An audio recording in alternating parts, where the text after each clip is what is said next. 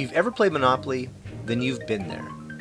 St. James Place. Cost $180. Cost for rent with a hotel on it? $950. When the game was first created in Atlantic City in the 1930s, there actually was a hotel that was sitting on that particular property.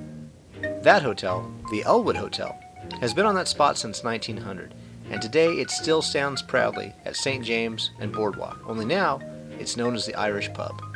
The Irish Pub was established in 1900. It's 113 years old. It's always been a pub and an inn, and probably one of the more famous tourist attractions really in the city. We have a 60-room inn upstairs, as well as a nice gift shop that you see where folks were sitting in. The Elwood was founded in some pretty notorious days. Atlantic City was the epicenter for crime and corruption on the East Coast. But it was also America's self-proclaimed playground, and the money flocked to it, fueling a real estate empire that still exists today. Like most places in Atlantic City, the bar at the Elwood shrugged off the limitations of the Volstead Act and continued serving right through Prohibition. The Irish Pub was a speakeasy, so for anybody who's familiar with Boardwalk Empire, which I'm sure will probably be back on the air, you could kind of get an idea what was going on back then. In 1922, the Irish Pub was actually raided, unfortunately, by the feds. And upstairs, you still have the trap door where the bartenders used to take the alcohol, and what would happen is they would go out the back door with it, and the old wives' tale stories tell us that the customers used to be chasing the feds and the bartenders down to the ocean because they were upset that the booze was leaving the building. The feds raided a number of hotels and speakeasies in the area, and in all they confiscated over $100,000 in liquor, which amounts to over $1.1 million today. But throughout the years, the Elwood has stayed surprisingly traditional, choosing to change very little. And though the most opulent and expensive hotels were on the boardwalk, those hotels off the boardwalk, like the Elwood, were also popular destinations to many of America's notables.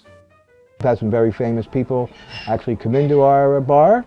One, Mr. Joe DiMaggio, if anybody ever remembers Joe DiMaggio, the great baseball player. He also stayed upstairs in our hotel. Mr. Bud Schulberg, who was a famous author, wrote On the Waterfront. And also Bert Sugar, who was big with Ring Magazine, who used to hold court here, and we had all the major fights here in Atlantic City.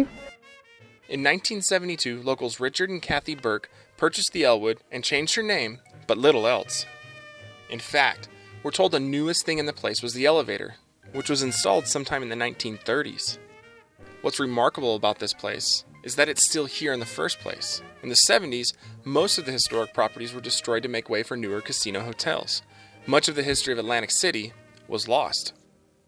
But the Irish Pub, once the Elwood, is still here and probably will be for a long time. Today she is a beloved and admired locals bar. She's open 24 hours a day, 7 days a week, and has an army of loyal fans who would drop dead before drinking in one of the nearby chain places. The Irish Pub is unassuming, but it's beautiful. It's an original from days long past. All of these things make the Irish Pub a must-see destination for your next trip to Atlantic City.